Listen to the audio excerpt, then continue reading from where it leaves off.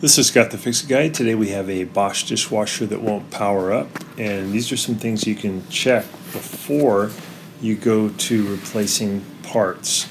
Sometimes you need to replace a start switch or a controller, but oftentimes it's things you can reset inside your house. First thing is you can go to the garage or into one of the closets to check your breaker box and make sure that the breaker for the dishwasher is fully reset. You turn it all the way off and then turn it all the way back on until it clicks. Then of course look underneath the sink and confirm that it is plugged in to an outlet that works. Sometimes these plugs are actually behind the dishwasher and you can't see them, but hopefully it's underneath the sink. You can also plug something in there like a lamp to see if it gets power. There's also these types of outlets that are common for underneath the sink and in bathrooms called GFCI outlets, and they have a little button that you can press to reset. Sometimes the dishwasher will overheat and it will cause this to trip.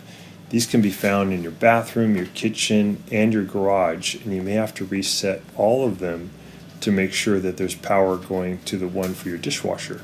If none of that works, the next thing to do is to make sure that power is off and take this kick panel off that's underneath your dishwasher by removing 2 Phillips head screws. And then there's a little metal plate that you remove to expose the power coming into the dishwasher.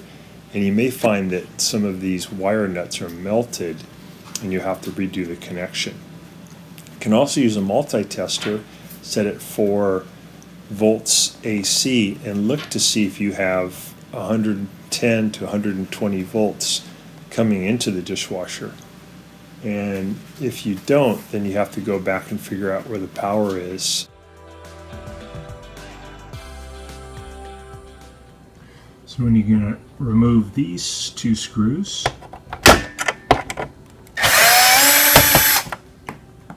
okay, and this one.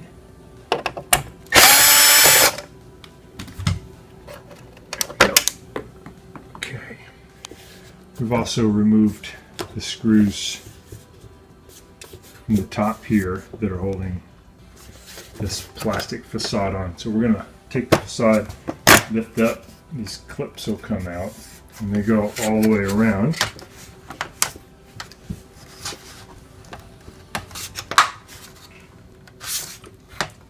Side's a little stubborn.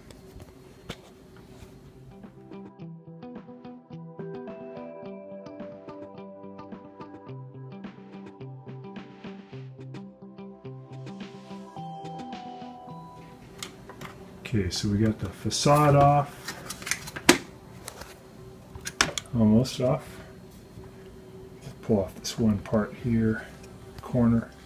This is where the switch lives. The old one's been taken out. And to get to this, we have to remove 2 screws here on the side, one on there and one on the other side. So we've got those screws out, and now we can just pull the control panel out. And there's our controller, there's our door switch, and there's where we're going to put the start switch in. I'm just going to push it into these lugs, flip it around so we can see better. There we go.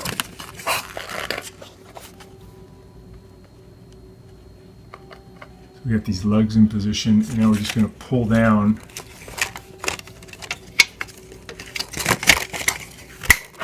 and it just clicks in. If you want to take it off, you have to push in with the standard head screwdriver there and there. Then you push up on the switch and it comes right out. And then the modular connector is this blue one right here. So we're just going to connect that, and then we're going to see if we get power, if that was the problem. So we're going to be replacing the controller. We've already taken off the panel, and we just have to press in here on this tab and on this tab, and we should be able to push it in. That one, and then there. So we're going to remove the electrical connectors, modular connectors from the control. It's good to take a picture of this before you do it to make sure you get all the wires back. To remove one, you just want to push up on plastic tab here at the top and then take the modular piece and move it out away from the controller. So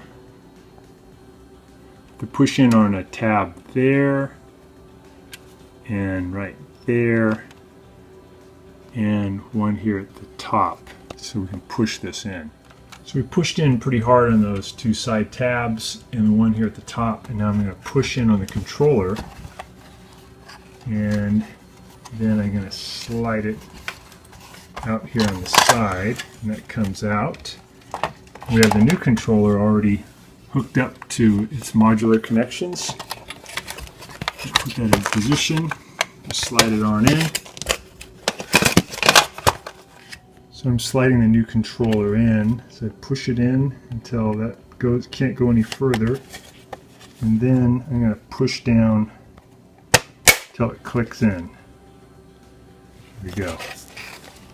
Okay, we've got a new controller in place, and then we're going to push it in and give it a test. Okay, just to test it, I got the new controller in position. Put a couple more screws in here, and then I'll close it until I hear it click. Door switch is active. Plug it in, and we'll give it a test. So it's back working. We can see from the indicator light, and that was the culprit. We had no power, and it was due to faulty control.